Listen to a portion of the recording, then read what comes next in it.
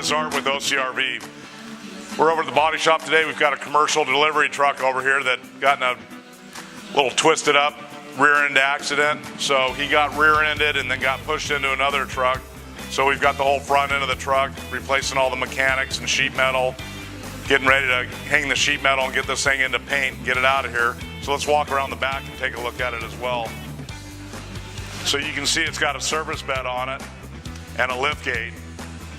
So the damage was pretty bad here where it got rear-ended in this lift gate and bent the frame rails down. Well, we've already had it on the frame machine and repaired all the frame equipment and everything.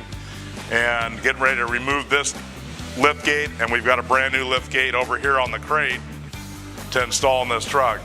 So if you've got any commercial trucks you need help with, we're here to help. Give us a call.